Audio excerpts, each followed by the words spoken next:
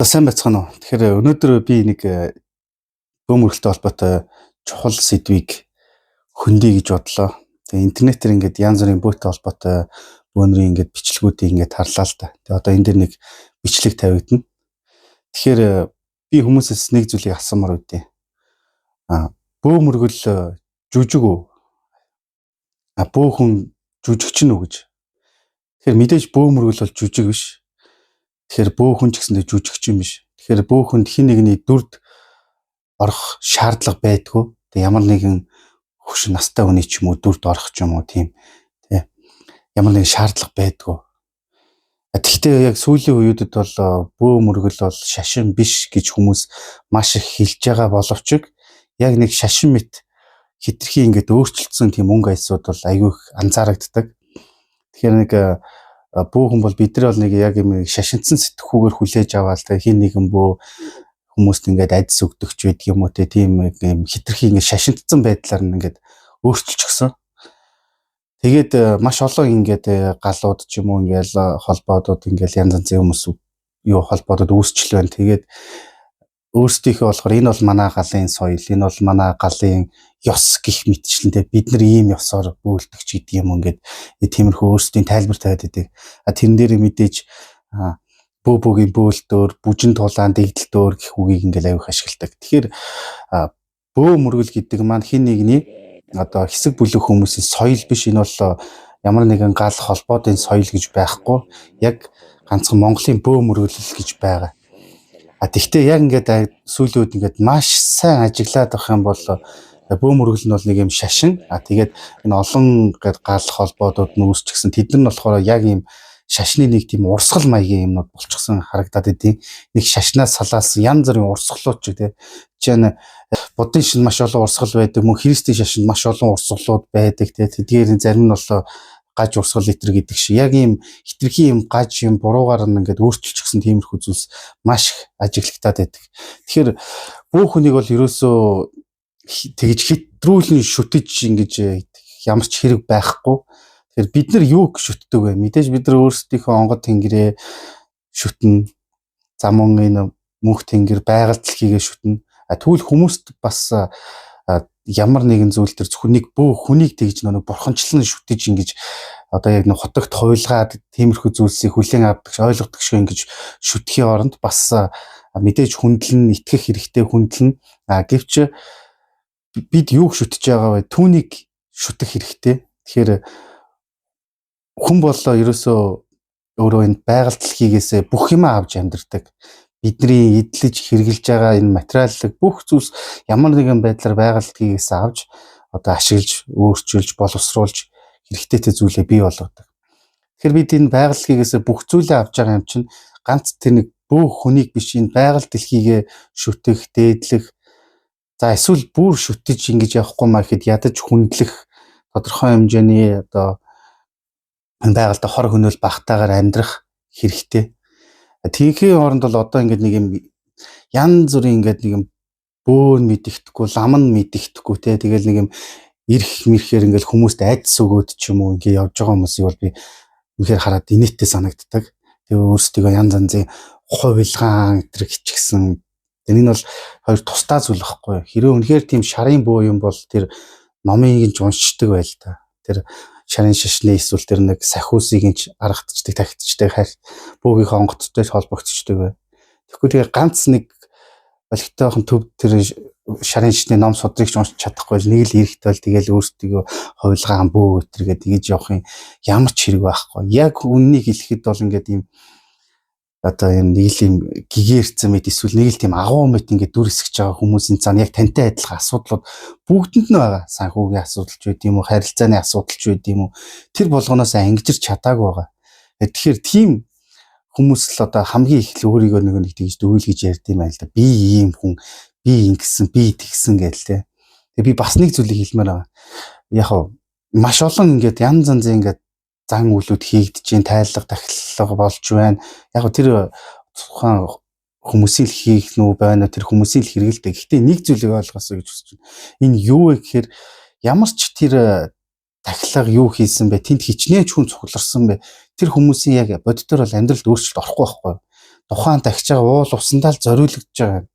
Тэгээ би энэ дээр нэг юм хэлмээр байгаа. Хэрвээ чи нэг болцолтойгоор нэг юм хийж байгаа бол энэ бол яг жинхэнэ шүтлэг мөргөл биш байхгүй юу? Би энэ дээр очиод мөрөгчих юм бол миний ажил бүтэнч гэдэг юм уу? Би энд нэг сүү өргөчих юм бол миний одоо санхүүгийн асуудал шийдэгдэн ч гэдэг юм. Ингэж нэг юм болцолтойгоор явж байгаа зүйл бол энэ бол итгэл үнэмшил биш байхгүй юу? Тэгэд би энэ хүмүүстээ маш хэлмээр санагдаад тийм.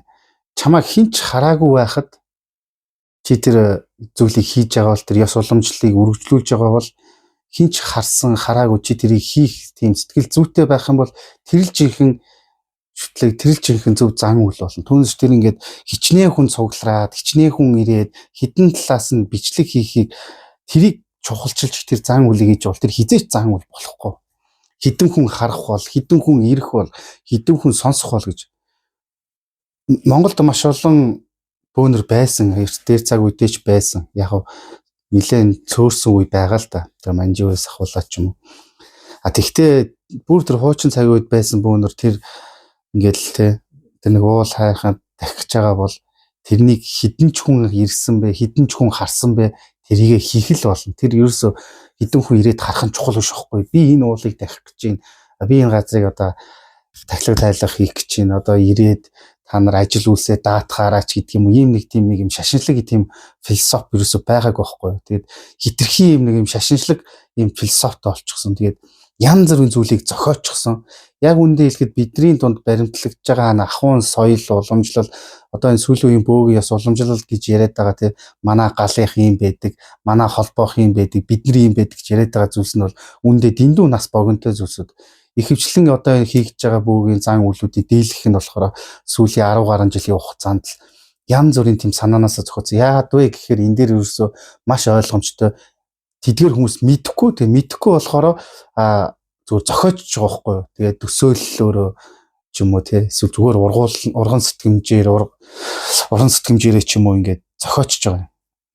Бидний ч гэсэн одоо энэ ахуйн соёл байдаг ихэнх зүйлс маань ялангуяа шашин дагаж орж ирсэн байдаг. Манжийн соёлын нөлөө нэлээд туссан байдаг. Хятад Оросын нөлөө ч гэсэндээ маш их туссан байдаг.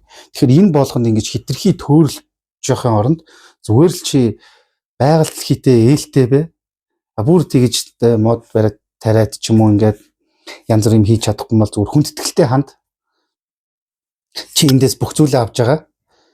Тэгээд үнэхээр шүтлэгтэй бол чи зүгээр нэг хин нэгэн бөөгөөр л ингээд бүх юмаа даатгаад явахын оронд яг мэдээж асуун лавлан хийлгэх бөөгөөр дамжуулан хийлгэх зан үйл байгаа боловч яг үүндээ бид юу шүтдэг вүлээ тэрнийг ч гэсэн шүтэх хэрэгтэй байхгүй юу. Тэгэхээр ингээд сошиал медиа маш их хөгжчихсөн, мэдээлэл хэрэгсэл бол маш их хөгжчихсөн байгаа. Хүмүүс бол мэдээллийг бол маш хурдтай авж байна тий. Ялангуяа энэ Facebook, Instagram, YouTube гэсэн платформудаас маш их авж байна. Гэтэ хитрхи их мэдээлэлд ингээд төөрчихсөн, сагчихсан байгаад байгаа.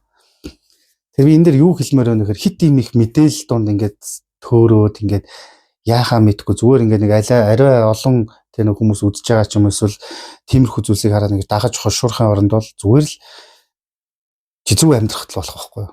Хүнд гай болохгүй. Буруу юм хийхгүй, байгаль дээлтэй.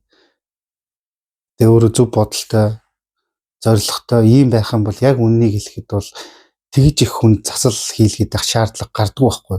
Тэгээ яг юм бөө хүнийг бас нэг юм үзмэрч төдий ингээд ойлгочихсон. Ерөөсө бөө хүн бол үзүүлэн тэр үздэг, энэ үздэг гин тэр сайн хэлдэг. Энэ ерөөсө бөөгийн хэмжүүр хизээч байгаагүй. Энэ бол бөө мөрөглөө зүгээр нэг хэсэг нь байхгүй юу. Яг бидний дунд нэлээд одоо үлдчихсэн л тэр нэг хэсэг байгаа юм.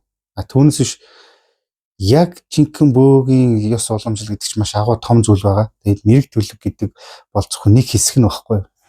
Тэгж л юм байгаа. Тэгээд би яг шудраг хэлэхэд бол ингээл нэг юм би их мундаг л тийм ийм одоо харж гинөө та нар гээл лайв даач ч юм уу те ингээл эсвэл өөрийнхөө талаар л их яриад те ингээд байгаа хүмүүсийн цаана бол яг үндэ тийм сүттэй байдаг ч юм. Энийг бол маш сайн мэдчихнэ. Яг л чамтай адилхан асуудалтай л байгаа. Нэг бол сэтгцийн асуудалтай байгаа. Эсвэл яг л адилхан санхүүгийн асуудал, харилцааны асуудал, юу гэдэг ямар нэг эд материалын дутагдал тийм л юм байгаа. Ер нь өөртөө байгаа тэр бүх зүйлтэй одоо хангалуун те хэрэгцээнээсээ илүү зүйл шунхаа болчихсон тэр сэтгэлийн амар амгалан олчихсон тийм бөөхөн бол яг үннийг хэлэхэд бол нэг те тий одоогийн бид нар шиг иймэрхүү нэг хэмжээний зүйлс яриад жижиг сэдвээр өөр хоорондоо маргалтаад ч гэдэм үү тэр тэгчлээний гिचлээгээ тэгээд ахын байхгүй. Тэр орчлонгийн ерөөсөө тэр элдв хэрэггүй хүнд хэрэггүй зүйлээс ангижчихсан байгаа байхгүй. Тэгэд би энэ зүйлийг сайн болов. Тэгэхээр яг гол зүйл маань болоо тэр бөө хүнийг ч юм уу тий энэ ерөөсөө тэгж бурханчлан шүтэж болохгүй тий. Яг үндэ тэр нэг янз бүрийн ингээд бөөнөр толгой дээрээ зохиулснаас бараг чи нэг олигтойхон хитэн хуудас ном уншсан амьдралчаараа хэрэгтэй баг. Тэр нэг яг юм өөрийгөө хит өвөөлгөөд ингээд юм хитрхи хүч чадал авцсан юм шиг хитрхи ингээд юм төгсөрсөн юм шиг мэдэрч ингэж байгаа хүмүүс бол яг үндэ жинхэнэ төөрөлдсөн хүмүүс байна. Тэг хитэн шавтай байна уу тэр хитчнээ хүнд яаж засал хийж хитэн хүн одоо ирж гин үү тэр ерөөсөж чухал биш. Хүмүүс хэдэн 100 мянгаараа шүтчихсэн нөгөө нэг гигээрсэн гэдэг хүмүүс ч хүртэл цаагаараа ямар олон тийм асуудалтай лөөрч тийм хүмүүс байсныг бид нар цаг хугацааны ирэхээр хараал байдсан шүү дээ. Цаг хугацаа өнгөрөх тусам юмны мөн чанар нь танигдал байдаг.